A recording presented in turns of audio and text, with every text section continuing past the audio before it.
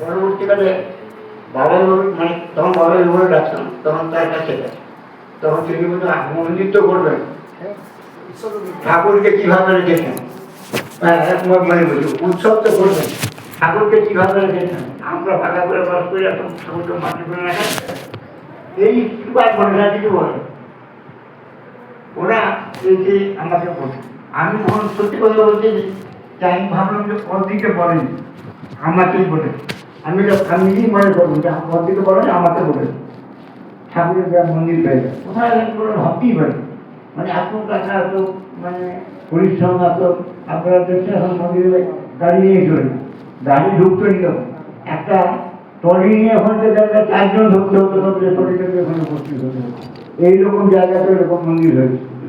সেখানে উদ্বোধন করতে গেছেন আমাদের সিপাহীগঞ্জ, তিনি বলেন আমি যখন ঢুকলাম এখানে মন্দির এইরকম জওয়ানগঞ্জ জায়গায় ভেবে বেরোচ্ছে এসে মন্দির থেকে তিনি বললেন যে আমি বহু মন্দির উদ্বোধন করি, এটা এত সুন্দর মন্দির ঘুরে যাও অন্য কাজে ধরেছি, এদের সমস্ত বিদ্যা বুদ্ধিকে আপনি ওখানে জয় করে নিয়েছেন, যেহেতু জায়গা করে অন্য দাদা নিয়ে নিয়ে যাচ্ছিলেন।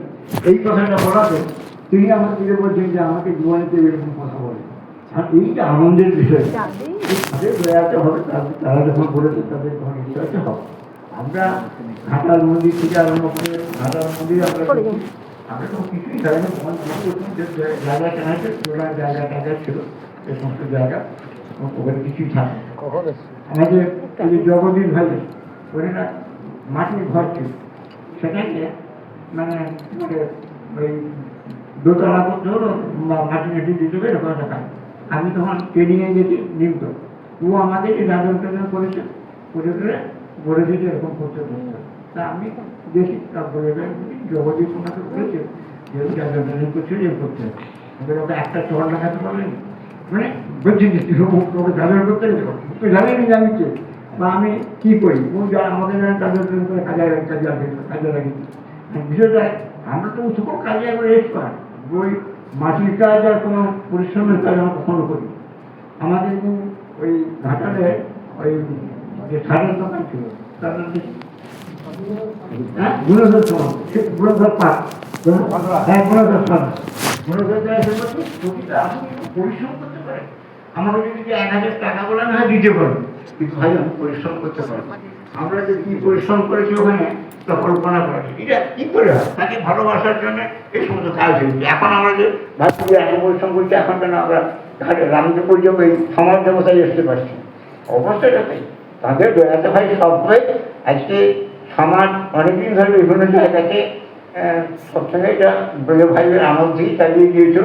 মাঝখানে ওটা পরিবার সেটা বিষ্ণু ভাই আবার বলেছে, আমি বলে করতে পারো খুবই ভালো, জায়গা টাকা তো নেই, এখন তবু ছোটোখাটো করে একটু করে না, তারা বলতো সেই তাকে উদ্যোগী হয়েছে।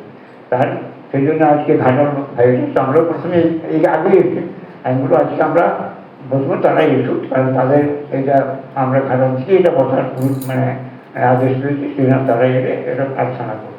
মানে কথাটা হচ্ছে এই যে আমরা ঘাটাল আমাদের শিখিয়েছি বা করেছি, সত্যি কথা বলতে গেলে আমাদের কাছে আমার কোনো আপত্তি নেই। আমরা যতই ঠাকুরের ধরিয়া যাই করি, এই ব্রজ ভাই যদি না থাকতো তাহলে আমাদের এতখানি ঠাকুরের প্রতি টান হতো। তার চাল চলন আচার আচরণ, আপনি আমরা একটা উদাহরণ দিচ্ছি, ঠাকুর বাড়ি থেকে সিপাহীকেও কি বসিয়েছে না কি এসেছিল, সিপাহী তো বিরাট বন্যা, সেটি বলবার জায়গা হয়ে গেছে, মানে তার ভোগের জায়গা শুরু দিয়ে গেছে, সেটি যাচ্ছে হঠাৎ করে চলে যাবে এই ফোনে বলছে যে অবস্থায় তুমি আছো সেই অবস্থায় তুমি চলে আসো, ঢাকা থেকে থাকা যাবে। আর এই অবস্থায় তখন ব্রজকে জিজ্ঞাসা করছে যে ভাই তার কী করবো, না বলে আমি চলে যাবি, বলে গেছে ভাত ভাত যাকে বলে পাড়া ভাত খেতে বসতে যাবে, সেরকম সময় বলে আমি চলে তুমি চলে যাবে। আর এই যে মানসিকতাটা পরিপূরণ করার জন্য এটা তাদের কাছে শিখেছি যে এরকম করে ঠাকুরের কাজ করতে হয়, এরকম ঠাকুরকে ভালোবাসতে হয়। এটা এখানে যত লোক আছে যত ভালো বুঝে ভাইয়ের সঙ্গে আলোচনা মানে সঙ্গ করেছে, সেটা বুঝি যে সত্যি রকমের লোক ছিল, সে ভীষণ কঠোর ছিল, ভাবতেই পারবেন। আমাদেরকে বললো যে এই মন্দিরের জন্য 10,000 টাকা করে ইউনিট তুমি একটা দিবি। সত্যি কথা আমি অনেকটা বলেছিলাম যে আমি যখন ঘাটাল দিয়ে ঘর গিয়েছি, কোথায় গিয়েছি, কোথায় মানে কীভাবে এসেছি আমার মনেই নেই। ঘর গিয়ে বললো যে আমাকে 10,000 টাকা দিতে হবে 24 ঘন্টার মধ্যে। তার কিছুই ছিল না, আলু ছিল ঘরে। আমি বললাম ওই মানে আলু যে বিক্রি করে সেখানে 10,000 টাকা দিই। তার কাছে আনতে গেল, তখন সে বলছে আমার কত আলু হয়েছে, 10,000 টাকা আমি হয়ে যেত আপনাদের। সত্যিকার সে বলছে আলু দামও বেড়ে গেল, 10,000 টাকাও হয়ে গেল। আমরা তাহলে টাকা দিয়ে ঠাকুরকে দিয়ে দিই। যাতে যেদিন বলছে আটটা তোমাকে এনে দিতে হবে। আমি তাহলে বইটা এই শিবুদার কাছে ওখান থেকে 1,000 10,000 নিয়ে গেলাম। বলছে তুমি হরগোবিন্দের কাছে যাও। হরগোবিন্দ বলেছে 10,000 টাকা 24 ঘন্টা হয়নি, ওইটা 10,000 টাকা। সেখান থেকে গেল, সেখান থেকে আমার পর হলো মুখে রোডে বলছে যে সে যে কে বেড়াচ্ছিল মজুর বেড়াতে, সে কাপড় দোকান ছিল তার, সেখান থেকে 10,000 টাকা। এই যে 40,000 টাকা আমাদের 24 মানে শোনার থেকে 24 ঘন্টা যখন শুনলে তার থেকে 24 ঘন্টা টাকা দিতে হবে। তাহলে এরকম করে আমাদেরকে আদায় করে। সেই জন্য আজকে আমরা বলছি, আমরা যে মানুষ হয়েছি, আমরা যে সচ্ছলই হয়েছি, আমরা ঠাকুরকে ভালোবেসেছি, এটা কিন্তু ভিতরে ঠাকুরের কথা বেশি যে পালন করার চেষ্টা করি। ঠাকুরের এই নামও তো আমি ঠিক আছে, আমাদেরকে যখন দীক্ষা পাঞ্জা দিল, আমি তোমার কোনো সব ব্রাহ্মণ দীক্ষা দাম, আমরা মায়ের শুরু, আমাদেরকে কে দীক্ষা দেবে কী করবো। কিন্তু পরবর্তীকালে যখন জানলাম যে দীক্ষা আমি দিই ঠাকুর অনুকূল চন্দ্রকে, তখন থেকে আর আমার সেই ঘোর কেটে গেল। ওইটা আমি কি দিচ্ছি, আপনি কিন্তু আমার ঠাকুরকে ওইটা যে ব্রাহ্মণের শেষ সেই এক ঋত্বিক যে বলছে ঠাকুর আপনি কি সকালের সময় জাদু বলতে পারছেন, আমরা যেখানে যাই আমার কুড়িয়ে ঘরে বাস করে, সে পাকা ঘরে বাস করে, তাহলে আমি কি করে তাদেরকে প্রধানতা বলি এত সব বড় কথা, কার কথা বলতে আমি কি তার চেয়ে ছোট, আমার তো ঘর বাড়ি নেই, আমার সম্পদ নেই, কিন্তু আমার কথা বলি তোর তো তোর ভাববি তো, আমি তো কথা পাচ্ছি কথাটা দেখুন, আমরা ঠাকুরের কথা বলতেছি, তার জন্যে এই আমাদের শক্তি, তার জন্য আমাদের ভরসা, তার জন্য আমাদের সব কিছু। সেজন্য আমরা আজকে বসতে হয়, আমরা সবাই ঠাকুরই হয়ে উঠি, ভালোভাবে নিয়ে চলি, উদ্দেশ্য তো তাই আমরা যেখানে এই উদ্দেশ্যেই বসি। এখন আমি পশ্চিম ভাইকে একটু বলার জন্য বলছি, তাদের যে এটা অ্যারেঞ্জমেন্ট করেছেন সেই সম্বন্ধে একটু বলি। সামাটে আজকে আমরা ঘাটাল মহকুমা এবং সৎসঙ্গ বিহার ঘাটালের সঙ্গে এই মহকুমার বাইরে যে সমস্ত কেন্দ্র মন্দির যুক্ত হয়ে ইষ্টকর্মী আমাদের শ্রদ্ধেয় ব্রজদার পরিচালনায় আজকে যে একটা সিস্টেম গড়ে উঠেছে, সেই অনুযায়ী আমরা মাঝে মাঝে সৎসঙ্গ বিহার ঘাটালে বলছি, আপনারা সবাই সেখানে গিয়ে উপস্থিত হন এবং তার ঠাকুর বাড়ির যে আদেশ নির্দেশ বার্তা সেগুলো অবগত হয়ে আমরা ইষ্টকর্ম করে চলেছি। তো আজকে আমরা সামাট কেন্দ্রে বসেছি, এই বাড়িতে মদনদা অনেক দিনের মানে তাদের ইচ্ছা, তারা আরো মানে সুদীর্ঘকাল ঠাকুরকে নিয়ে যে চলছেন, গোবর্ধন দার কথা যে বলা হচ্ছে, এটা করতে করতে আজকের সৎসঙ্গ যা চাচ্ছে যে বংশ পরম্পরায় আমরা ঠাকুরকে নিয়ে যাতে চলতে পারি, একটা মুখ্য উদ্দেশ্য। আমি আমার ছোটবেলা থেকে যে সমস্ত কর্মী মানুষদেরকে দেখেছি, তাদের অনেকের ক্ষেত্রে বা তখনকার দিনে যে সৎসঙ্গ আন্দোলন এবং আজকের যে আন্দোলন, এর মধ্যে আসমান জমিন ফারাক আছে। যারা প্রবীণ তারা আশা করি আমার সঙ্গে সহমত হবেন। এই যে বিষয়ের উপর গুরুত্ব আরোপ করা হচ্ছে এবং চেষ্টা দেওয়া হচ্ছে, এর ফল কিন্তু আমরা পাবো, আরো সময় লাগে। তারা যে কাজ করেছেন সেই কাজের ফল এখন আমরা দেখতে পাচ্ছি। আবার এই সৎসঙ্গকে আরো ক্রমবর্ধমান এগিয়ে নিয়ে যাওয়ার জন্য আমাদের কি করণীয়, সেইটার উপর যে ট্রেস এবং গুরুত্ব দেওয়া হচ্ছে, সেই কাজ যখন আমরা করতে শুরু করব, যতটা করব ওই বিধির বিধান পালবি যতটা বা যতটুকু কেটে ছেটে সব মিলিয়ে পাবি ফল ততটুকু। ওই কেটে ছেটে ততটাই যে পাওয়ার বিষয়টা সেইটা এসে যাবে। যখনই কোনো একটা আদেশনামা আবার নির্দেশনামা আসে তখন আমাদের মনে প্রথমেই প্রশ্ন জাগে, তো বেশ তো চলছে, আবার এটা কেন, ওটা কেন, এইরকম কেন, এটা কি সম্ভব, আমরা এরকম করে চলেছি। এইটাই কিন্তু মাথায় বেশি আমাদের উসফুস করে, আমাদেরকে পীড়িত করে। যেখানে দেখুন ডেকে আমাদেরকে, আমি একটা উদাহরণ দিচ্ছি, ডেকে কর্মীদেরকে বলা হচ্ছে কার কার অ্যান্ড্রয়েড মোবাইল সেট নাই। আবার ডেকে বলা হচ্ছে আপনারা পাঞ্জাধারী কর্মী, আপনারা হারমোনিয়াম ধরে কে কে প্রার্থনা করতে পারেন। তাহলে যারা পারেননি তাদেরকে শিখতে হবে। আমরা ভাবছি আমার এই তো এত বয়স হয়ে গেল, আর আমি কি করব। আবার কেউ চেষ্টা করছে সে হারমোনিয়াম বাজিয়ে প্রার্থনাটা করতে। ওই অ্যান্ড্রয়েড ফোনটা ব্যবহার করে আজকে যাবতীয় কাজকর্ম করতে হচ্ছে। তার ফল দেখতে পাচ্ছি দেওঘরে গেলে একটা কর্মী বৈঠকে দেখুন কেমন করে এবার একদম দিয়ে দিয়েছে কে কত দীক্ষা দিয়েছে, একটা সংখ্যক কাজের ছবি, কে দীক্ষা কত দিল দিয়ে দিয়েছে। এখানেই থেমে যাচ্ছে না, এই যে ডিপির ওয়ার্ক হচ্ছে সেই কাজে সে পাঞ্জাধারী কর্মী হতে পারে বা না হতে পারে, ডিস্ট্রিক্ট না হতে পারে, যাজক কর্মী হতে পারে। তার কার কেমন অ্যাক্টিভিটি সেটা একদম একটা বড় স্ক্রিনে ছবি সমেত দিয়ে দেওয়া হয়েছে। এটা ভেতরে দেওয়া হচ্ছে, বাইরেও যারা আছে সেখানে দিয়ে দেওয়া হচ্ছে। তাহলে এই যে অ্যাক্টিভিটিজের একটা মূল্যায়ন হচ্ছে। তাহলে একটা বয়স্ক মানুষও অ্যান্ড্রয়েড ফোন ব্যবহার করে পাচ্ছে, আবার যে চেষ্টা করছে না আমি কি পারবো আর আমি কি করব, তাহলে সে কখনোই পারবে না। ওই একটা যে ঘটনার কথা ঠাকুরের কাছে মনে এসে যাচ্ছে কথাটা, যে দুজনকেই বলছে বসে আছে তুই কি এখন 50টা টাকা সংগ্রহ করে আনতো। একজন উঠে চলে গেল, আরেকজন সে বসে আছে, উঠছে কি রে, ও চলে গেল তুই গেলি না। তাকে অনেকক্ষণ ধরে গুটাতে হলো, অনেক যাচন করতে হলো, তারপর সে উঠলো। যে প্রথমেই ঠাকুর বলেছেন তাহলে আমি যাই, উঠে চলে গিয়ে সে কার্যক্রমটা করলো, সে কিন্তু নিয়ে চলে এসে ঠাকুরের চরণে নিবেদন করলো। আর এই যে হেজিটেশন মনের মধ্যে, এই যে বিষয়টা, তাহলে গেল বটে কিন্তু সে কৃতকার্য হয়ে ফিরতে পারল না, কিছুটা করল। তাহলে বিষয়টা নির্ভর করছে মন, মানসিকতা এবং গুরুর আদেশ পালনের জন্য যে বুলডগ টেনাসিটি আমাদের মধ্যে ঠাকুর প্রত্যাশা করেন সেই জায়গা। তো এইখানে যে জায়গাটা তারা পারিবারিক সূত্রে তারা কিন্তু দিয়েছে। এই সুদর্শন দা আছে, বলছে যে আমিও আরো খানিকটা দেবো। একজন অগ্রবর্তী হতে আরেকজন বলছে আমি আরেকটা খানিকটা দেবো।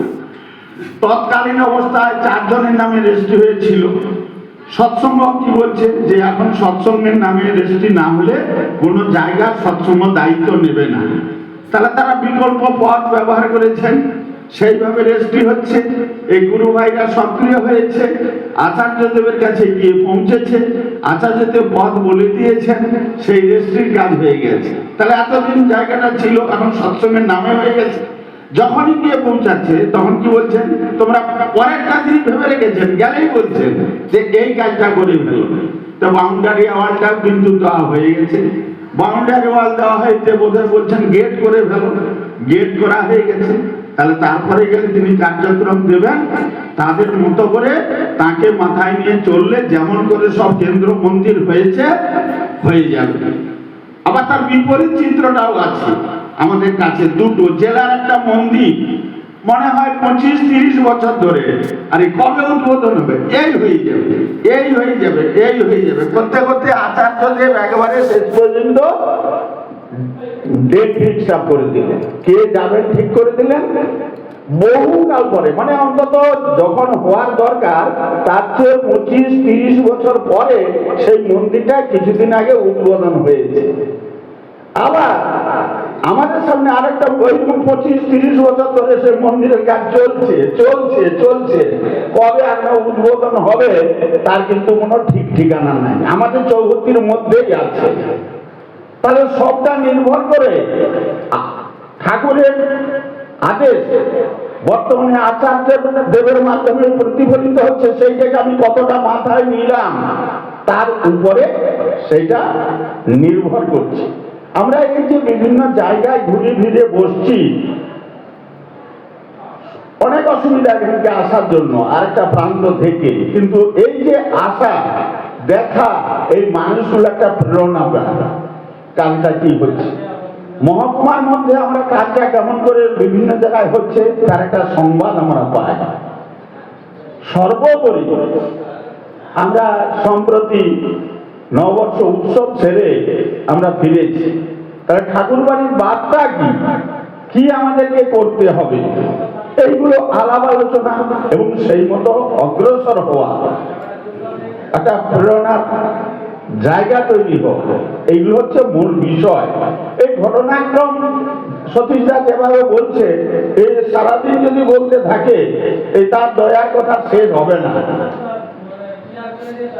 কিন্তু বিষয়টা সেটা নয়, বিষয়টা সেটার সাথে গুরুত্বপূর্ণ বর্তমানে তিনি কি চাচ্ছেন, কি করতে বলছেন। এত সুন্দর করে দিনকে দিন সৎসঙ্গ আমাদের জন্য সর্বসাধারণের জন্য ব্যবস্থা করছে, ঠাকুর বাড়ি যাওয়া, থাকা, খাওয়া দাওয়া সব দিক থেকে দেখবেন মান উন্নয়ন। বড় বড় উৎসব অনুষ্ঠানে যে ধরনের হোটেলে আমাদেরকে থাকতে দেওয়া হয়, আমি ব্যক্তিগতভাবে কতখানি এরকম 4 স্টার 5 স্টার হোটেলে আমি থাকবো বা থাকার আমার যোগ্যতা আছে, আমার ইচ্ছা শক্তি আছে, এ বিষয়ে অধিকাংশ ক্ষেত্রেই আমার সংশয় আছে। তাহলে এই যে তারা মর্যাদা দিচ্ছেন, আনন্দবাজারে যে আমরা এখন প্রসাদ পাই, আগে পেয়েছি, যেটুকু থাকতাম, জলের যে ব্যবস্থা, বাথরুম যাওয়ার যে ব্যবস্থা তারা করেছেন, সেখানে আবার কিন্তু তারা ওয়ার্নিং দিয়েছেন। আমি যখন অ্যাকোমোডেশনে বুকিং করছি সেইটা আবার দেখানো হচ্ছে, এত দেখা সত্ত্বেও আমরা সেখানে যখন যাই সেটাকে আমরা ডিনাই করি, সেটাকে মানে উল্লঙ্ঘন করি, কাপড় কাচা, জল অপব্যয়। আমি তো দেখি এই যে মাস কমিউনিকেট যেগুলোতে থাকে, মানে এত অপব্যয় হয়, এত খারাপ লাগে দেখতে। তিনি এবারে কি বললেন যে দেওঘর একটা বড় উৎসব হবে, তারা বলছে এখান থেকে আপনাকে এই জল ইত্যাদির ব্যবস্থা করতে হবে। আচ্ছা কি বলছেন, 1 ফোঁটা জলও আমি এখান থেকে দেবো না, আমি আপনাদেরকে উপায় বলে দিতে পারি, আপনারা সেইভাবে হাঁটুন। আমি এখানে সমস্ত রেন ওয়াটার হারভেস্টিং এর ব্যবস্থা করেছি, আপনারা করুন, তাহলে জলের অসুবিধা, কষ্ট হবে না। আপনারা কিছু করবেন না অথচ পাবেন, এটি হবে না। কতখানি কঠোর হলে একটা প্রশাসনকে এ কথা বলা যায়। তিনি আমাদের কাছে বক্তব্য রাখতে রাখতে রাখতে রাখতে একদম শেষ কালে আমার একটি আপনাদের কাছে আমার আবেদন আছে, এটা আশু কার্যক্রম যে উপযোজনা ভিত্তিক যে মানুষজন আছে আমাদের, আমরা এই যে ঘোরাফেরা করছি তার মধ্যে 2 জন 4 জন 5 জন বিভিন্ন জায়গায় ইনঅ্যাক্টিভ থেকে অ্যাক্টিভ হচ্ছে। ইনঅ্যাক্টিভ মানে সে যজন যাজন ইষ্টভীতি প্রার্থনা বন্দনা নাম ধ্যান করা থেকে বিমুখ হয়েছিল, যাতায়াত করতে করতে যাদেরকে আমরা সেটা এনেছি, দেখা গেল কিছুদিন পরে আবার তাদের মধ্যে 2-4 জন আবার ইষ্টভীতি করা ছেড়ে দিয়েছে, সৎসঙ্গে যাওয়া ছেড়ে দিয়েছে। বলছে এই যে সামনের 3টা মাস, জুলাই কনফারেন্স পর্যন্ত বা শ্রাবণ মাস পর্যন্ত আমরা সেই মানুষগুলোর পিছনে আবার সময় দিন, তাদেরকে আবার ঠাকুরের করে তুলুন। কি রামদা, এটা শেষের দিকে গিয়ে একবারে তিনি আমাদের কাছে অ্যাপিলটা রাখেন। আরেকটা জিনিস গতবার থেকে বলার চেষ্টা হচ্ছে, তার ফলশ্রুতিতে এবারে অনেকটা ডেভেলপমেন্ট হয়েছে। বেশি না, প্রত্যেক কর্মী যাতে অন্তত একটা টার্মে 100 দীক্ষা দেন। তাহলে বলছেন এই ডিপি ওয়ার্ক করতে করতে গিয়ে তার মধ্যে কাজগুলো হবে, অন্যান্য রিভিশন হবে। এইটুকু প্রচেষ্টা কর্মীরা মাথায় নেওয়ার, আপনাদের কোনো ভয় নাই। আমরা যে কারণে যে বার্তার একটা ভুল ব্যাখ্যা হোক বা যেভাবে হোক আমরা সবাই থেমে গেছিলাম, ভেবেছিলাম দীক্ষা দিয়ে দায় কেন কাঁধে নেবো, দীক্ষা দেওয়ার দরকার নাই, ঋত্বিক দাদরা বসে যাচ্ছিল। তো তিনি যখন অভয় দিলেন সেই চেষ্টায় এবারে কিন্তু অনেকদিন পরে দীক্ষাটা 1 লক্ষ অতিক্রম করেছে। আপনারা অনেকে হয়তো বলবেন যে না 99,000 সামথিং রয়ে গেছে। আমরা ছিলাম, পরের দিন সকালে তিনি যখন প্রার্থনায় যান বসেন, সেইখানে বললেন যে এই যখন খোঁজ হলো যে 99 ধাক্কায় আমরা পড়ে রয়ে গেলাম, 99,600 সামথিং বা 700 সামথিং এরকম, এইটা শোনার পরে একজন জমা দিয়েছে 1200-র উপর দীক্ষাপত্র। তাহলে এই দীক্ষাপত্র যে জমা দেওয়া, এটা বলছে 1 সপ্তাহ হয় অন্তত। তাহলে এইরকম যাদের কাজ তারা অন্তত 1 দিন 2 দিন আগে গিয়ে যদি ঋত্বিক কার্যালয়ে জমা দেন, তাহলে ফোকাসটা, কারেন্ট বার্তাটা যথাযথভাবে পৌঁছায়। আমাদের দুর্ভাগ্য এমনও কর্মী পাওয়া গেছে আমাদের সাব ডিভিশনে, সে জানেই না যে বছরে তাকে 2 বার উৎসব তার কোটা জমা দিতে হবে, 500 টাকা, 800 টাকা বা 1000 টাকা। সে 5 বছরই জমা দেয়নি। যখন তাকে ধরেছে পাঞ্জাব রিনিউয়ের সময়, তখন সে ফোন করে বলছে যে আমি তো তুমি কিছু জানি, আমার দরকার নাই, আমি পালিয়ে যাব। তাকে আবার গাজন করে সেই কাজ করাতে হয়। আমি এই কথাগুলো বলছি কাউকে দোষারোপ করার জন্য নয়। তাহলে আমাদের যে পারস্পরিকতা, আমাদের যে আলাপ আলোচনা, আমাদের যে জায়গায় কতখানি ফাঁক আমাদের থেকে যাচ্ছে। আমরা অনেক কথা আলাপ আলোচনা করি, তাহলে এই ধরনের আলাপ আলোচনা আমাদের তাহলে হয়নি। আরেকটা বিষয় আমার মনে হয় আমাদের মহকুমাতে ঘাটতি যথেষ্ট আছে। আমার মনে হয় রামদাস, সতীশদা, আপনারা যে জেলায় ওই যে এক সময় দীক্ষা প্রোগ্রামে গেছিলেন, সেখানে দেখেছি, আপনাদের কাছেও শুনেছি, এই যে উপযোজনা কেন্দ্রগুলোকে আরো শক্তিশালী করা, অ্যাক্টিভ করা। এই যেমন একটা মহকুমার উৎসব হলো, যেমন কেন্দ্র মন্দিরে একদিন সৎসঙ্গ হলো, তিনি বলছেন যে এই ধরনের ছোটখাটো প্রোগ্রাম উপযোজনাকে কেন্দ্র করে করার কথা। যেখানে একটু দুর্বল থাকবে 2-3টা মিলিয়ে এরকম একটা দিন বৈঠক বসা, ছোটখাটো উৎসব আয়োজনের মতো সৎসঙ্গ করা।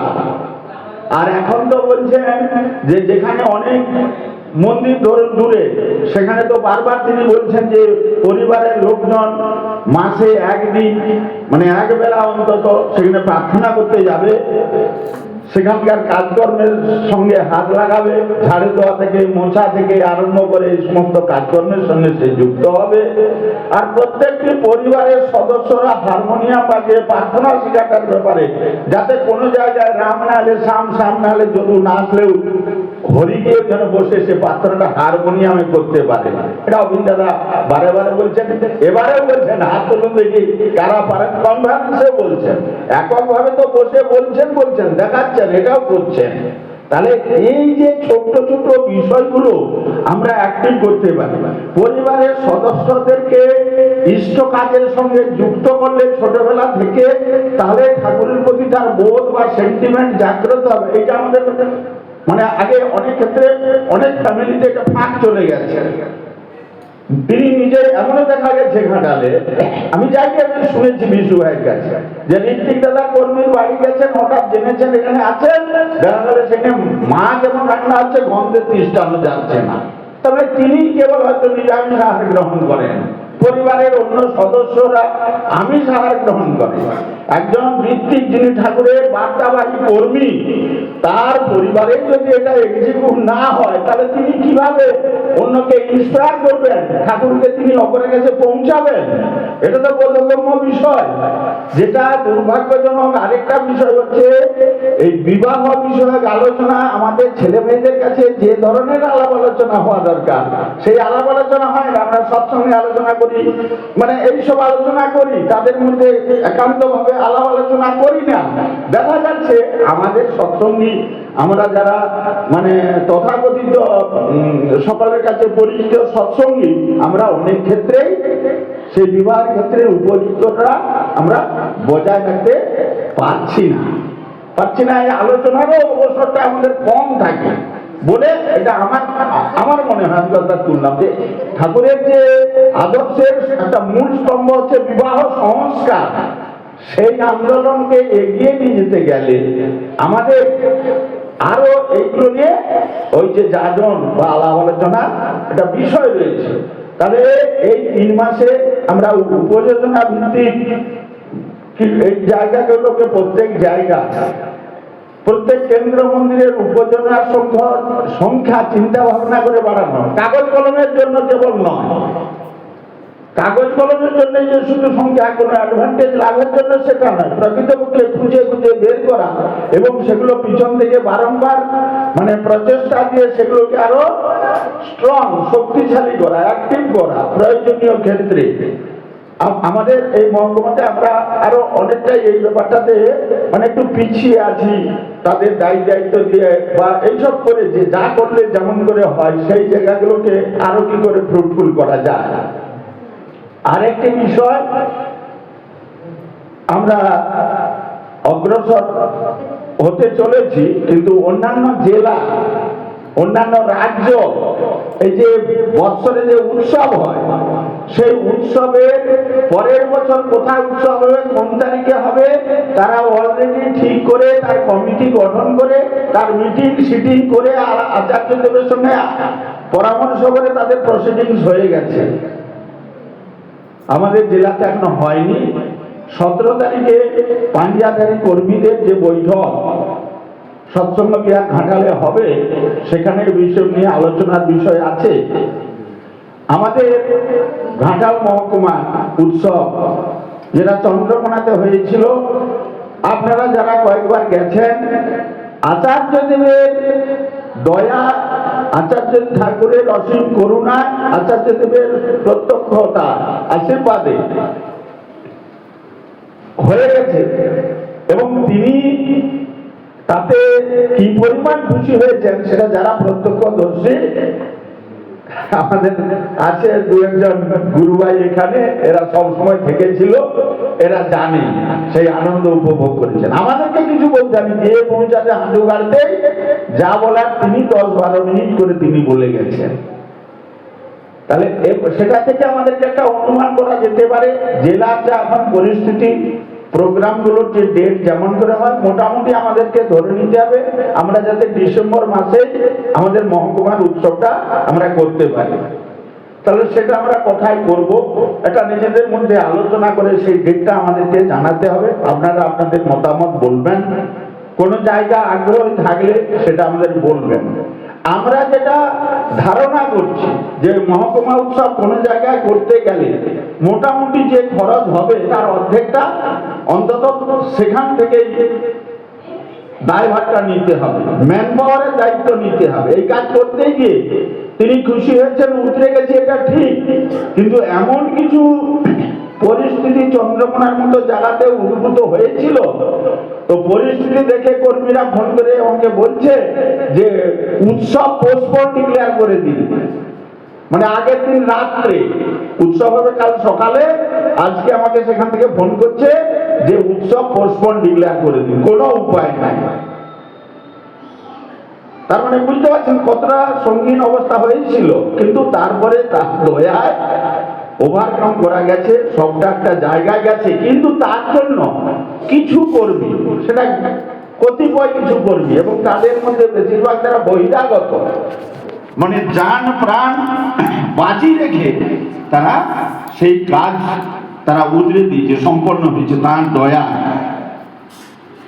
এই ধরনের কাজ করতে গেলে এই স্বতঃস্ফূর্তটা যে তিনি বলছেন যে এই উৎসব, তিনি ভাষাটা বলছেন যে আমি যেখানে ঘাটালে উৎসব বলে যেমন করে করি, রামদেবপুর উৎসব বলে যেমন করে করি, এই কাজটা যদি আমি আমার আচার্যদেবের উদ্দেশ্যে এখানে হচ্ছে সেই মেহনতটা দিই, অকপট হয়ে করি, তাহলে দেখুন উতরাতে পারে না। আর প্রত্যেক জায়গায় সেই সহযোগিতাটা দরকার। তাহলে সেইটা আপনারা আপনাদের মতামত, চিন্তা ভাবনা, সে বিষয়টাকে আপনারা জানাবেন। এইগুলো মোটামুটি বিষয়।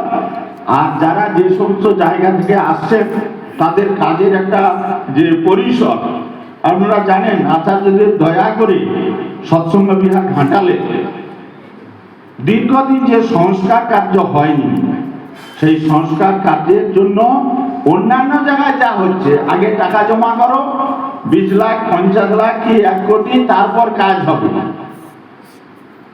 আমাদেরকে তিনি দয়া করেছেন একটু একটু করে কাজ করা। সে বিষয়ে আমাদের বলবে, আমি ওটা ডিটেলসে যাচ্ছি না, এরা যারা কাজের সঙ্গে যুক্ত আছে, আমাদের শ্যামল ভাই বা সুব্রত, এরা যে হোক বলবে। আর যারা কেন্দ্রমন্ত্রী থেকে আসছেন তারা অন্তত ছোট করে 2-4 কথা করে বলুক, এটা আমি সতীশদার কাছে এটা আবেদন রাখছি। রামদেবপুরের রামদাও 2-4 কথা একটু বলুন, বলে আমরা আজকে এটা শেষ করব। আর আগামী দিনে এটা তো জেনেছেন আপনারা যে আচার্যদেব খুব সম্ভবত আজ থেকে কিছুদিনের জন্য বাইরে যাচ্ছেন। ঠাকুরবাড়ি এমনি যেতে পারেন, কিন্তু যদি আচার্য দর্শন প্রণামের বিষয় থাকে তাহলে সেটা খোঁজ খবর নিয়ে আপনারা যাবেন, এগুলো বলা হয়। আর কোনো সমস্যা থাকলে টোল ফ্রি নাম্বারে আপনারা ফোন করবেন, তারা অবগত হয়ে আপনার মানে উত্তর আপনি পেয়ে যাবেন। যে আচার্যদেব নেই, আমার একটা জ্ঞাপনের বিষয় ছিল, কি হবে, তাহলে ওই টোল ফ্রি নাম্বারে ফোন করবেন, তারা উপযুক্ত যোগাযোগ স্থাপন করে তারা সেই বিষয়টাতে মানে আপনাদেরকে একটু সময় লাগলেও জানিয়ে দেবে। তা এই যে ধারাটার বিষয়টাতে উপযোজনাগুলোকে সক্রিয় করা, মায়ের আবার বেরোনোর ডিপির কাজটা তিনি যে চাচ্ছিলেন, অবিন্দাদার আশাটা কিন্তু থমকে গেল, আবার একবারে প্রস্তুতি হয়ে গেছিল, এই করতে করতে সেটা আবার এখন একটু থিতিয়ে গেল। আমরা কিন্তু সেভাবে ওই ডিপির কাজটা যে মানে এটা হয়েছে, সেটা প্রসেসিংটা আর সেভাবে কিন্তু এখন হচ্ছে না। প্রত্যেককে যেন আমরা সচেষ্ট হই, প্রত্যেক জায়গায় সেই বিষয়টাকে একটা উন্নীত করা যায়, নিজেদের মধ্যে বসা ওঠা সব জায়গাগুলোকে সক্রিয় করা। আর 2-3টা বিষয় থাকে, জমি জায়গার কারো জটিলতা থাকলে সেগুলো যোগাযোগ করা, আর যাদের কোড আছে সেই কোড যেন ব্যবহার করা। এটা বারংবার বলা হচ্ছে, কোড ব্যবহার করা মানে যা কিছু খরচ চলবে, ঠাকুর ভোগ থেকে শুরু করে পুরোহিতের আশীর্বাদী থেকে সব টাকা জমা করবে, টাকা তুলে আনবে, খরচ করবে। এখন তো সহজ হয়ে গেছে, টাকা জমা মোবাইলে এখান থেকে বসেই কোডে টাকা জমা করা যাচ্ছে। এবারে আপনি প্রেয়ার ফিজিক্যালি যে করতে পারেন, অনলাইনে করতে পারেন, আপনার অ্যাকাউন্টে টাকা আসবে। আর এ ব্যাপারে বর্তমানে যেহেতু পূজনীয় অবিন্দাদা বৃত্তিক কার্যালয় তথা সৎসঙ্গ ফিলান্থ্রপির অধিকাংশ ব্যাপারে তিনি সক্রিয়ভাবে ব্যস্ত রয়েছেন, যেটা এতদিন হয়নি। আমি এই সব কাজের সাথে যুক্ত আছি বলে বলছি। মার্চ এন্ডিং হলে আমাদেরকে এপ্রিল মাস বা মে মাসের একটা 15 দিনের মধ্যে হিসাব সাবমিট করতে হতো। এখন মে মাস শেষ হতে না হতেই বলছে যে হিসাব করে আপনি পিডিএফ করে পাঠান। আমরা সেটা পাঠিয়েছি, অন্যান্য জায়গাকেও খবর দিয়েছি। আর তারপরে 1 সপ্তাহের মধ্যেই মানে তার যে আমাদের কাগজপত্র সমেত আমরা জমা করে দিয়েছি। সৎসঙ্গ প্রতিষ্ঠানকে গভর্নমেন্ট, লোকাল গভর্নমেন্ট মানে স্টেট গভর্নমেন্ট বা ইন্ডিয়া গভর্নমেন্ট যাতে কোনো রকম কোনো জায়গায় আমাদেরকে ধরতে না পারে, তার জন্য অবিন্দাদা যা করার একদম সব কাজগুলো করছেন। আমাদের কাজ হচ্ছে তাদেরকে সহযোগিতা করা। আর তা নাহলে হাত তুলে বলে দিচ্ছেন, আমরা বলে দেবো যে ওখানের এই কাজের সঙ্গে সৎসঙ্গের কোনো যোগাযোগ নাই। এখন তো দেখছেন তো আপনার ইনকাম ট্যাক্স, সিডি, ইডি এইসব ডিপার্টমেন্ট যে কোনো জায়গায় যে কোনো মানুষকে যে কোনো সময় ধরছে। তখন সৎসঙ্গ বলে দিয়েছে হাত তুলে যে যদি আপনি এই কোডের মাধ্যমে ট্রানজেকশন না করেন তাহলে দায় আপনাদের ঘাড়ে থাকবে। তাহলে সেইগুলো সাবধান হবেন। বিশেষ করে এপ্রিল থেকে চলছে যেমন তেমন, মার্চ ইয়ার এন্ডিং হলে তার একদম 1 সপ্তাহের মধ্যে হিসাব সাবমিট করুন। আর খরচটা সবটাই সিস্টেমের মধ্য দিয়ে করুন। ওই নামদোয়াতে যখন কনস্ট্রাকশন হচ্ছে তখন লেনদেন করছি, কারণ তা নাহলে তো আটকে যাবে। আর অন্যগুলো নিজের মতো করছি, এটা করবেন না, এটা তাদের অভিপ্রেত নয়। জানার কোনো প্রয়োজন থাকলে আপনারা জেনে নেবেন, বা যারা রেগুলার এইভাবে কাজ করে তাদের কাছ থেকেও আপনারা জানতে পারেন। তাহলে এই যে এখানেও কাজ হচ্ছে, ক্ষীরপায়ে কাজ হচ্ছে, কেশপুরে কাজ হচ্ছে, রামদেবপুরেও কম বেশি বিভিন্ন সময় এটা ওটা কাজ হচ্ছে, তাহলে হচ্ছে তার মধ্যে এগুলো তো চলছে। তাহলে চেষ্টা থাকলে, উদ্যোগ থাকলে সব জায়গায় সব কাজই হবে, সকলের সহযোগিতার মধ্য দিয়েই হবে। শুধু তার উপর নির্ভর ঠাকুরবাড়ির সঙ্গে সংযোগ, যোগাযোগ, কার্যক্রম ইত্যাদির মধ্য দিয়ে আমরা প্রসিড করতে পারি। তাই এই ডিপির কাজটাকে প্রাধান্য দিয়ে উপযোজনা ভিত্তিক কার্যক্রম, কেন্দ্র মন্দিরে ওঠা বসা, এই কাজগুলি এখন ব্যাখ্যা করে বলে দিয়েছেন যে এই 3 মাসের পরে শ্রাবণ মাস পড়ে যাবে, আপনারা মাতৃ সম্মেলন করতে লেগে বলবেন, তারপরে ঠাকুরের জন্ম মাস এসে গেল, পূজা এসে গেল, উৎসব এসে গেল। তাহলে এই 3 মাস একটু বাড়তি সময় এবং সুযোগ এই ডিপির কাজ, ঘোরাঘুরির কাজ, উপযোজনাগুলোকে সক্রিয় করার কাজ, এর বিস্তর সুযোগ, সেই কাজ আমরা সবাই মিলে করি, পারস্পরিক যোগাযোগের মধ্য দিয়ে করি, সুবিধা অসুবিধা নিজেদের মধ্যে যোগাযোগ আলাপ আলোচনা বাড়িয়ে করি। এখানে আমি আশা করেছিলাম আরো অন্যান্য কেন্দ্র মন্দির এইসব জায়গা থেকে অন্তত প্রতিনিধি আসবেন, সেইটা আশাগঞ্জে খুব বেশি নয়, রামজীবনপুর থেকে এসেছে, ক্ষীরপাই থেকে এসেছে, আমাদের পাঁচকুড়ি থেকে আসছে, নাড়াদৌল থেকে আচ্ছা আসছে, দেখছি ক্ষীরপাই আসছে, কিন্তু আশা করেছিলাম সব জায়গা থেকে অন্তত আরো প্রতিনিধি আসুক, তাহলে এই জায়গাটা সম্পর্কে তাদের ধারণা, পরিচিতি বা ব্যাপক তারা হতে পারে। তো আশা করবো আগামী দিনে যখন এখানে আবার সুযোগ হবে, আরো সুন্দরভাবে হবে, তখন আমরা হয়তো ঠাকুরের নিজস্ব ভূমিতেই আমরা বসে এই কাজ করব। তবু ততক্ষণ পর্যন্ত যেই পরিবার এতখানি সময় সুযোগ এরা পারিবারিকভাবে দিচ্ছে, তাদের পরপিতার আতুল চরণে ইষ্টিকৃত জীবন প্রার্থনা করি। সবাই আপনারা ভালো থাকুন। জয় গুরু। নাম প্রীতি ভালোবাসা জানিয়ে আমি খুব সংক্ষেপে আমাদের ক্ষীরপাই কেন্দ্রের যে বর্তমান অবস্থা তুলে ধরছি। আচার্যদেরকে যে নিবেদন করলাম এই চৈত্র মাসের আগে, দাদা আমাদের কাজ আবার শুরু হয়েছে, হাসলেন, হেসে বললেন খুব ভালো, তাড়াতাড়ি কাজটা শেষ করুন সবাই মিলে। আমরা একে তারপরে বললেন যে দেখুন আমি তো আপনাকে বলে দিয়েছি, যদি টেকনিক্যাল কিছু দোষ থাকে ত্রুটি, তাহলে সুবুদ্ধিদার কাছে, আর যদি আপনাদের অন্য কিছু থাকে তাহলে বাপুনিদার কাছে যোগাযোগ করবেন। সেই রকমভাবে আমাদের কাজ শুরু হয়েছে, মনমুজের কাজ প্রায় শেষ হয়ে এসছে। তাই ঠাকুরের দয়ায় আপনাদের সবাই সহযোগিতায় হচ্ছে। আমার শুধু প্রার্থনা আপনারা সবাই যাবেন, যে অন্তত একদিন দেখে আসবেন যখন ওই দিকে যাবেন, কিংবা সকাল সন্ধ্যা শুধু প্রার্থনা করবেন যাতে তাড়াতাড়ি আমাদের মন্দিরের কাজটা হয়ে যায়। জয় গুরু।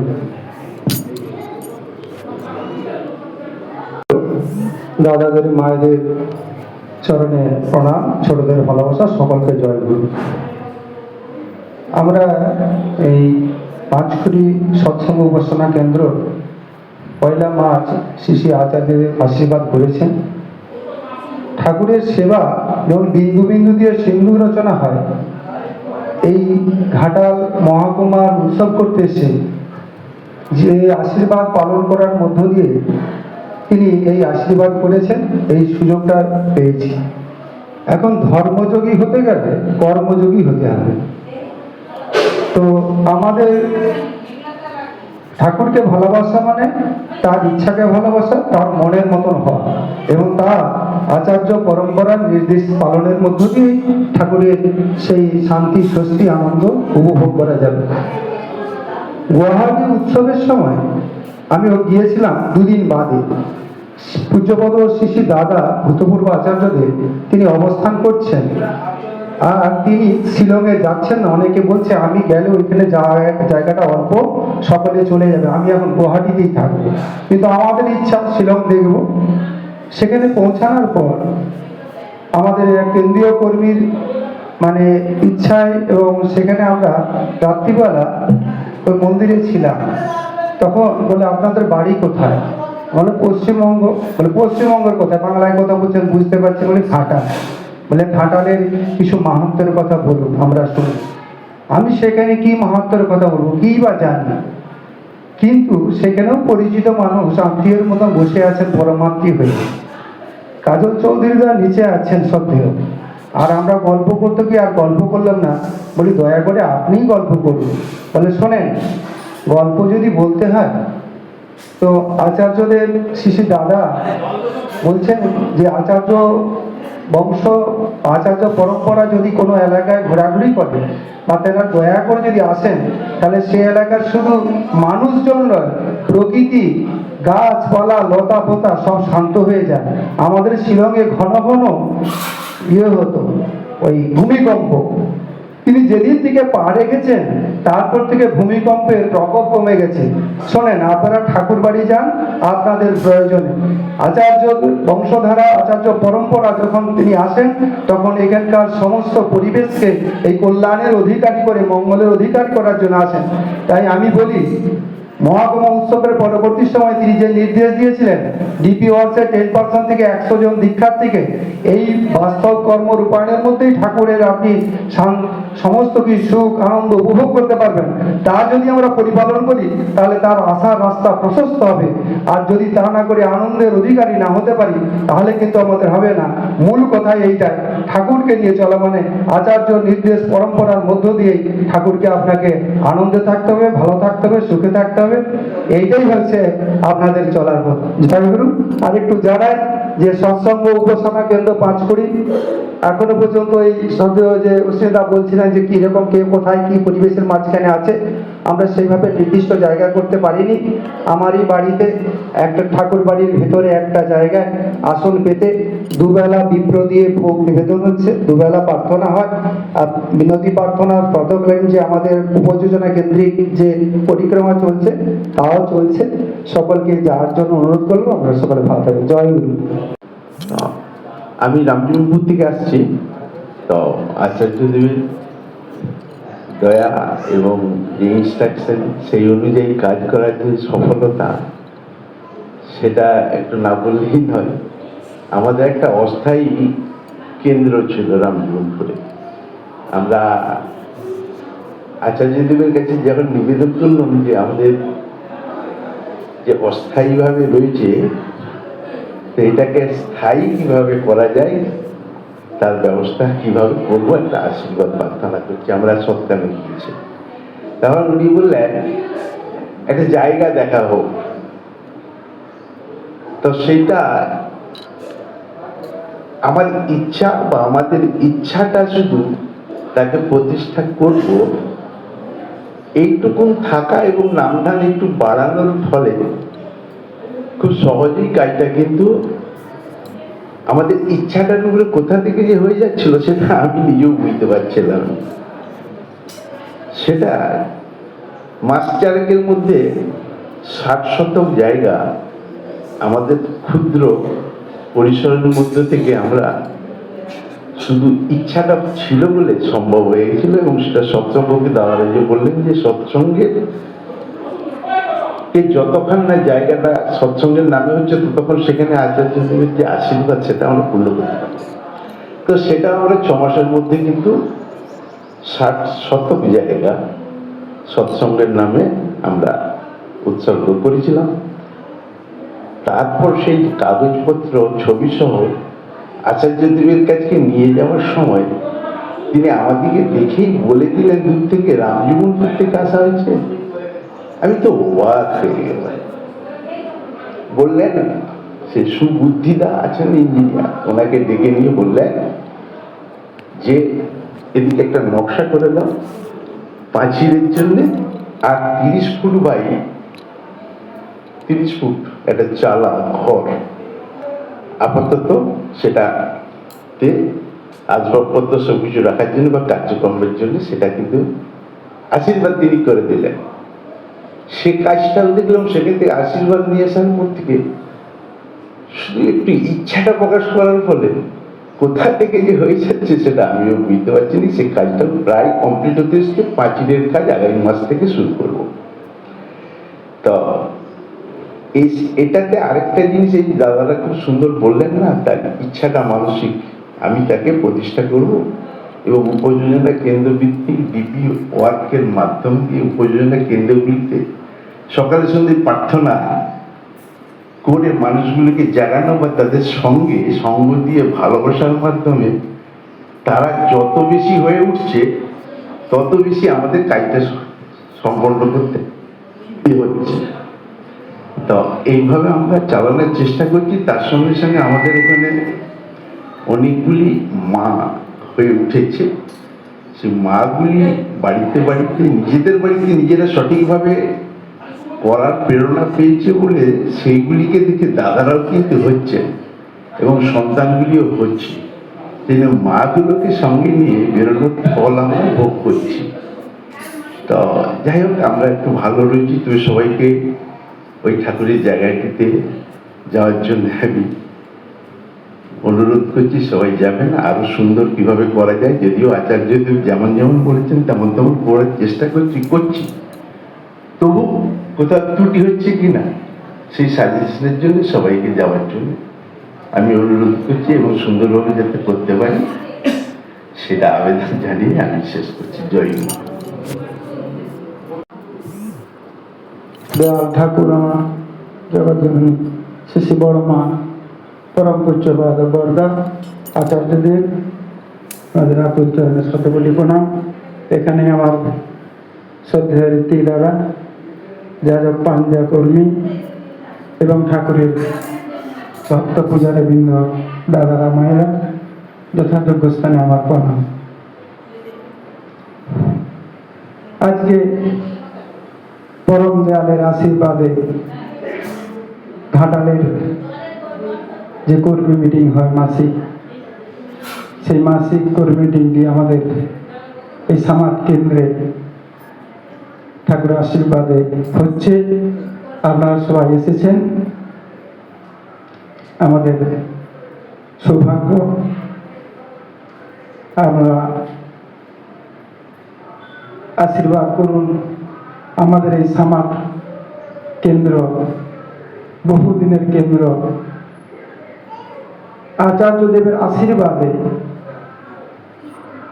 এই কেন্দ্রে আমাদের ঠাকুর সৎসঙ্গ কেন্দ্রের আশীর্বাদ হয়েছে। তাই সেই কেন্দ্র আচার্যের আশীর্বাদে অনেকটা কাজে গিয়েছে। এবার শুধু মন্দির শুরুর অপেক্ষা। বান্দারি ওয়াল আগলির গিয়ে তিনি যা যা বলেছেন এই কাজগুলি আমরা প্রত্যেকটি করে তিনার কাছকে গেছি, তিনি খুব খুশি হয়েছেন। এবং তারপরে তিনি বললেন মাটি পরীক্ষার কথা, মাটি পরীক্ষা আমাদের হয়ে গেছে, এবার মন্দির শুরু হবে। তার আশীর্বাদে তিনি বলেছেন 4 তলা মন্দির হবে। আপনারা এখন 1 তলা করে ঠাকুরটাকে নিয়ে চলে যান। তাই আমরা সবাই এসেছেন, আপনারাও যাতে এই কাজটি আমরা শুরু করতে পারি। আপনারা সবাই পরম পিতার কাছে আশীর্বাদ করুন, যেন এই মন্দির প্রার্থনা করুন আমরা খুব শীঘ্রই যেন শুরু করতে পারি। আচার্যের আশীর্বাদের এই মন্দির সর্বাঙ্গ সুন্দর হয়ে উঠুক, আমাদের কাছে আমাদের এই প্রার্থনা। জয় গুরু। সবাই ভালোই থাকুন, ঠাকুরের উঠুন, বন্দে পুরুষোত্তম। আর একটা সুবিধা হচ্ছে, সবাই বলেছে যে আমাদের কেন্দ্রে যাবেন, আমাকে বলতে হয় না, কারণ আমি যেখানটায় যুক্ত আছি সেখানে এমনি আপনাদেরকে যেতে হয়। এটা আপনাদের দায়, কারণ ওটা আপনারাই তৈরি করেছেন সবাই মিলে। ঘাটালে কিছু প্রশ্নটা বলছিলেন, প্রথমে কিছু সংস্কারের কাজ শুরু হয়েছে। রিসেন্ট আমরা ঠাকুরের যে মন্দিরটি, মন্দিরের যে অভ্যন্তর, সেই অভ্যন্তরের রঙের কাজটা শেষ করেছি। কিন্তু ঠাকুর যেখানে আছেন, মানে গম্বুজের নিচটা, গর্ভগৃহের রংটা এখনো হয়নি, তার প্রস্তুতি চলছে। বড়দা এবং বড়মার মন্দিরের আপাতত ভেতরে রং হবে। তার মধ্যে যে কাজটি খুব রিসেন্ট করা দরকার এবং হয়তো কাল থেকেই শুরু করতে হবে, সেটা বলে দিই। গ্রাউন্ডে যাওয়ার দিকে যে ঘরটিতে কালীরা থাকেন আপনারা অনেকেই জানেন, নতুন আচার্য ভবনের পরের যে বিল্ডিংটি গেস্ট হাউস, ওই গেস্ট হাউসটি আমরা যেটা দেখেছি একটা সময় নাকি তৈরি হয়েছিল গোয়াল ঘরের জন্য।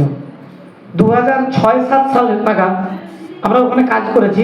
ওই কোণগুলোকে কেটে আমাদের শ্রদ্ধেয় রাসবিহারী হুদায়তের নেতৃত্বে ওই কোণগুলোকে কেটে ওখানে তোলা হয়, পিলার তোলা হয় এবং দোতলা বিল্ডিংটা তৈরি করা হয়। 2-3 বছর ধরে পিছনের দিকে দীক্ষিতের পুকুর, সেই পুকুর থেকে যে দেওয়ালটা ছিল গার্ড ওয়াল, সেটা কিছুটা হেলে যায়। আমরা দেওঘর থেকে শ্রী শ্রী আচার্যদেব যে ইঞ্জিনিয়ারকে পাঠিয়েছেন সৌরভদা, তিনিও দেখেছিলেন এবং এটি সংস্কারের একটা সিদ্ধান্ত নেওয়া হয়। ঠিক করা হয় যে ওখান থেকে বোল্ডারের গার্ড ওয়াল দিয়ে দেওয়া হবে, তার আগে ও ওয়ালটা ভেঙে ফেলতে হবে। মোহনদা আমাদের বিভিন্ন টেকনিক্যাল বিষয়গুলো জানেন। মোহনদা প্রথমে বলেছিলেন যে দরকার হলে ওই ওয়ালটাকে রেখে ওর পাশে আর একটা গার্ড ওয়াল তুলে দেওয়া। কিন্তু যারা কাজ করতে আসে তারা দেখে যে যদি ওই ওয়ালের পরে, এমনিতে আমাদের খুব একটা জায়গা নেই, দীক্ষিতের জায়গা পড়ে যাচ্ছে 3 ফুট মতো জায়গা আছে, যদি তার উপরে যদি পুকুরের অনেকটা খুঁড়ে দেওয়া হয় নতুন ওয়ালের জন্য, ওই দেওয়ালটা অটোমেটিক পড়ে যাবে, রাখা যাবে না। তখন সিদ্ধান্ত হয় যে আমরা ওই ওয়ালটাকে ফেলে দিই। গত পরশু একটা জেসিপি এনে, যারা ওই বোল্ডার ওয়ালটা করবে তারা একটা জেসিপি এনে বোল্ডার ওয়ালটা ভাঙতে শুরু করে। দীক্ষিতের যে পুকুর, তারপরে যে জায়গাটা দীক্ষিতের বাড়ির দিক থেকে, ওখান থেকে ওরা কাজ শুরু করে 1টা-1.5টা নাগাদ হবিষান্নের দিন। 2টোর সময় হঠাৎ করে মিস্ত্রি আমাকে ফোন করে যে কাজ বন্ধ করে দিয়েছি, ওখানে একটা সমস্যা তৈরি হয়েছে, আমি মন্দিরে হবিষান্ন করে বাড়ি ফিরে এসেছি, তুমি চলে আসো তাড়াতাড়ি। ছুটে যাওয়ার পর দেখি ওরা কাজ করার পর, যেহেতু মানে খেয়াল করবেন দীক্ষিতের পুকুরের যে লেভেল আর মন্দিরের মেঝের যে লেভেল, দুটোর পার্থক্য প্রায় 12 ফুটে। যখনই দেওয়ালটা ভেঙে দেওয়া হয়েছে একটু অংশ, তখনই ওই দেওয়াল আর ওই যে গেস্ট হাউসের যে পিলার, মাঝের মাটিটা গড়ে গড়ে পড়তে থেকে শুরু করে, মানে পুকুরের থেকে গড়াতে শুরু করে। এবং ওরা বলে এরপরে যদি একটু অংশ ভেঙে দিই তাহলে পুরো বিল্ডিংটা টানা হয়ে পুকুরের দিকে পড়ে যাবে। দোতলা বিল্ডিং, যাতে রুম আছে প্রায় 8টা এবং বড় বড়, ওই পুরো বিল্ডিংটা টানা হয়ে পড়ে যাবে। আমরা কাজটা বন্ধ রাখি। ইভেন যে পরিমাণ মাটিটা কাটা হয়েছিল সেটাকে পুনরায় আবার ওই জেসিবির সাহায্যে প্যাকিং করে দেওয়া হয়। বিকেলে ঘাটালের একজন ইঞ্জিনিয়ারকে ডাকা হয়, ঘাটাল পৌরসভার অনেক কাজকর্ম করেন, আমাদের পরিচিত অভিজ্ঞ মানুষ। তিনি এসে বলেন যে কোনোভাবে এই বিল্ডিংটাকে যদি বাঁচাতে হয় তাহলে দেওয়ালটা ভেঙে আপনি কাজ করতে পারবেন না। তাহলে কাজ করবেন কি করে? তিনি বলেন এর একটি রাস্তা আছে, দেওয়াল ভাঙার আগেই ওর মাঝখানটা, মানে দেওয়াল আর ঘর, মানে বোল্ডার ওয়াল যেটা আগে ছিল সেটা, আর ঘরের মাঝখানে আপনাকে বড় বড় শালের বল্লি দিয়ে প্যাকিং করতে হবে। তো যেহেতু বৃষ্টি হচ্ছে, আমরা সবাই ভয়ে আছি কখন কোন দুর্ঘটনা ঘটবে। এবং তিনি আরেকটা কথা বললেন যে আপনারা কাজটা শুরু করেছেন, এটা অনেকটা ভাগ্য, বেঁচে গেছে। যদি 1 বছর ইগনোর করেন আপনারা, 6 মাসের মধ্যে, এবছরের বর্ষা খেলেই ওই দেওয়ালটা অটোমেটিক পড়বে, আর দেওয়ালটা যেদিন পড়বে বিল্ডিংটাকে নিয়ে পড়বে, কিন্তু ও ছাড়বে না। কারণ আমরা প্রত্যেকে জানি, ওই কথাটা আবার মনে রাখতে হবে, ওই দেওয়াল, ওই বিল্ডিংটার নিচে কোনো টাই বিম নেই। যে পিলারগুলো দেওয়া হয়েছে, আমি নিজে কাজ করেছি, ওই পিলারগুলো কোণের দিকে মাত্র 4 ফুট গাড়া হয়েছিল, কারণ ঘরের কনক্রিটে তো পিলার ঢোকানো হয়েছে। তাহলে দোতলাটা পিলারের উপর আছে, একতলাটা পিলারের উপর নেই। আর পিলারগুলো মাটি থেকে হাইট কত? 4 ফুট। আর তলায় মাটির বেস কোথায়? 12 ফুট নিচে, কারণ পুকুরের নিচে তবে তো শক্ত মাটি হবে। মানে মাটির কোনো মতো একটা ঝুরঝুরে মাটির উপরে এই দীক্ষিত পুকুরের দিকে যে জায়গাটা, ওই পিলারগুলো দাঁড়িয়েছে, যেটা দোতলাকে ধরে রেখেছে, একতলাকে নয়। আবার ওই দোতলা পুরো বিল্ডিংটার সঙ্গে কোনো যোগাযোগ নেই, কারণ কোনো টাই বিম নেই। ওদিকের পিলার আলাদা ধরে রেখেছে, এদিকের পিলার, মাঝখানে কোনো টাই বিম নেই। এই অবস্থায় আমরা খুব দ্রুত কাজ করতে চেয়েছিলাম। কালকেই ওই ইঞ্জিনিয়ার একজনের নাম্বার দেন, যারা বোল্ডার পাইলিং, ওই বল্লি দিয়ে, শাল বল্লি দিয়ে পাইলিংটা করেন। তারা আজকে এসে দেখেন কাজটা, এবং দেখার পরে বলেন আজকে ইঞ্জিনিয়ারের সময় ছিল না, তিনি জয়রামবাটি অন্য একটি কাজে গেছেন। তারা বলেন যে কাজটি করা সম্ভব নয়, কারণ ওখানে প্রায় 25 ফুট গভীর বল্লি ঢোকাতে হবে, যেটাকে মারতে গেলে যে যন্ত্রটা মারবে সেটার ওজন হবে 2.5 কুইন্টাল। ওই ভেতরে এতটা জায়গা নেই যে ওটাকে ওই লেভেলে তুলে ওগুলোকে গাড়া যাবে। আরেকটা সমস্যা আছে, ওই 25 ফুট বল্লি ঢোকাতে গেলে যে ভাইব্রেশনটা হবে, হয়তো সেই ভাইব্রেশনে দেওয়ালটা পড়ে যাবে। আর প্রত্যেকেরই বক্তব্য দেওয়ালটা পড়লেই বিল্ডিংটা সঙ্গে সঙ্গে পড়বে, এরকম একটা পরিস্থিতিতে আমরা আছি। কার কি হয় জানি না, রাত্রে ঘুমোলেই বৃষ্টি হলে আমার ভয় লাগে যে সকালে গিয়ে দেখবো না তো। অবাক লাগে, সেই দিন যখন কাজ হচ্ছিল অশোকদা আমাদের যিনি পুজো করেন তিনি ওই ঘরে থাকেন, তিনি আমাকে সন্ধ্যাবেলা জিজ্ঞেস করছেন ঠিক করে বল রাত্রে ওখানে শুভ তো, মানে আমি রাত্রে থাকবো, কিছু হবে না তো। ভয়টা কিন্তু এখানে আছে যে যে বলেছে 6 মাস প্রকৃতির বিপর্যয়ে প্রচুর বৃষ্টি জল ঢুকে গেল, 6 মাসের দুর্ঘটনাটা মানে ঘটনাটা 6 মাস এগিয়ে আসবে না তো। ফলে আমাদের একটা দিনও সময় নেই। আজকে সন্ধ্যাবেলা ইঞ্জিনিয়ার ফিরবেন, শালবল্লির কাজ যারা করে তারা আসবে, মোহনদাকে আমি মোহনদা শ্যামলদা হয়তো যাব এবং গিয়ে একটা সিদ্ধান্ত নেব। ওর একটা অল্টারনেটিভ প্ল্যান দিয়েছে, দীক্ষিত পুকুরের দিকে আপনারা দুটো বরাবর দেওয়াল করুন, ওই শালবল্লি গাড়ুন দুটো ড্র করে, তার মাঝখানে বোল্ডারের প্যাকিং করুন, করে দেওয়ালটাকে রাখার চেষ্টা করুন, তাহলে হয়তো ঘরটা বেঁচে যাবে এবং ফাইনালি কাজটা করা যাবে। কি হবে এখনো সিদ্ধান্ত নেওয়া যায়নি, কার কি হয় জানি না। যখন এই সিদ্ধান্তটা আমরা ভাবি তখন একা লাগে যে এত বড় একটা সিদ্ধান্ত। সুতরাং আপনাদের সবার সাহায্য দরকার, কারণ আমি প্রত্যেকেই জানি যে এই কথাটা যখন আমি ভাবি রাত্রেবেলা যে আমি ঘুমোতে পারবো কিনা, এটা শোনার পর আপনারাও ঘুমোতে পারবেন না। তার কারণ আমি বিশ্বাস করি, আপনার বিশ্বাসটা এই জায়গা থেকে হয়েছে, 25 বছর ধরে 26 বছর প্লাস ঘাটাল মন্দিরের সঙ্গে যুক্ত থাকি, তারা জানি আপনারা প্রত্যেকেই আপনার বাড়ি বলে মনে করেন। আপনারা যখন ঘরে একটা ইট গাঁথেন তখন আপনারা ভাবেন আর একটা ইট আমি ওই মন্দিরে গেঁথে রেখে এসেছি। সেই একটা গান ছিল সবার হৃদয়ে রবীন্দ্রনাথ, আপনাদের প্রত্যেকের হৃদয়ে ঘাটাল মন্দির, আমরা জানি। সেই জন্য বলছি আপনারা প্রতিদিন কাল থেকে যাতায়াত শুরু করুন, বুদ্ধি যোগান। আপনাদের প্রত্যেকে অভিজ্ঞ মানুষ, বিভিন্ন জায়গায় কাজ করেছেন, এবং শুধু বুদ্ধি দিলে যেটা হবে না, ওই কাজটা একটা বিপুল কাজ, এবং যে কোনোভাবে ওই বিল্ডিংটা তো আমরা ফেলে দিতে পারি না, মানে নষ্ট হয়ে যাবে তো হতে পারে না, কারণ আমরা প্রত্যেকে শপথ নিয়েছি ঠাকুরের সম্পদকে রক্ষা করবো। আমাদেরকে রক্ষা করতে হবে আমাদের বুদ্ধি দিয়ে, আমাদের মেধা দিয়ে, পরিশ্রম দিয়ে, অর্থ দিয়ে, সব যা কিছু দিয়ে সেটা করতে হবে। আজ রাত্রে একটা আমরা সিদ্ধান্ত নেব, ইঞ্জিনিয়ার থাকবেন, আমাদের মন্দিরে আমরা যারা আছি থাকবো, আর ওরা আসবে সন্ধ্যের পরে। একটা সিদ্ধান্ত নেব কীভাবে কাজ করতে হবে। এর আরও একটা সমস্যা আছে, সেটাও বলে রাখি। রিসেন্ট ওই দীক্ষিতদের জমি মাঠটা হচ্ছিল, তাতে মাঠটা হওয়ার পর মোটামুটি একটা সিদ্ধান্ত ওরা এসে উপনীত হয়েছে। আমাদের রামপদা ওই পাঠিয়েছিলেন আমিনকে, সেখানে দেখা গেছে যে দীক্ষিতের পুকুরের দিকে মন্দিরের যে শেষ সীমা, সেই শেষ সীমার পরে আমরা জায়গা পেয়েছি 3 ফুট। কিন্তু এখন যে কাজটার কথা বলা হচ্ছে সেটা যদি করতে হয় তাহলে তার বেস হবে 6 ফুট। 6 ফুটের পরে তারপরে সেটা উঠে আসবে।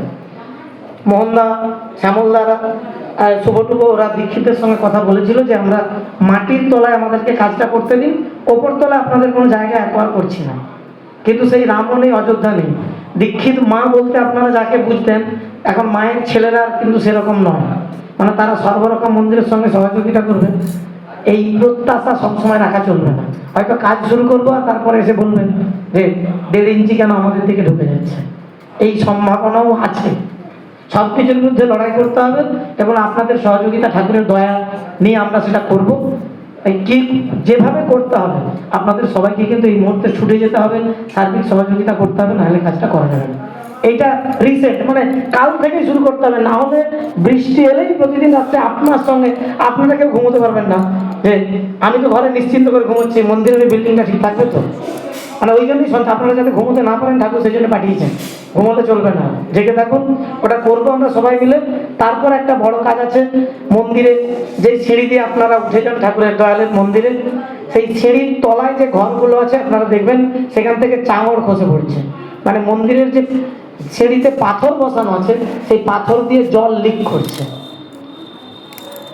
2টি রাস্তা আছে, হয় ওই মন্দিরটাকে ওই সিঁড়িটাকে অ্যাবলিশ করে দেওয়া, ভেঙে দেওয়া, যেটা আচার্যদেব বলছেন না এই মুহূর্তে, তার পাঠানো ইঞ্জিনিয়াররা বলছেন না, যেটাকে আপাতত কোনোভাবে জল বন্ধ করে আরও 10-20 বছর কীভাবে রাখা যায় সেই চেষ্টা দেখতে হবে। আমরা বিভিন্ন ইঞ্জিনিয়ারের সঙ্গে কথা বলেছি, ডক্টর ভিক্সিট যারা ওই ড্যাম প্রুফ নিয়ে কাজ করে তারা কিছু বুদ্ধি দিয়েছে, আরও বিভিন্ন জায়গা থেকে প্ল্যান নেওয়ার চেষ্টা করছে যাতে জলটা আমরা বন্ধ করতে পারি। ওই কাজটা করা যায়নি কারণ ক্রমাগত বৃষ্টি হচ্ছে, শুকোতে হবে, শুকোলে ওখানে আর একটা অন্তত যাতে জলটা বন্ধ করা যায় সেই কাজটা আমরা করব। সবাই আসুন। আর যে কথাটা উস্মিতা বলছিলেন, একটু টাচ করে গেছেন, সেটা হচ্ছে 17 তারিখ।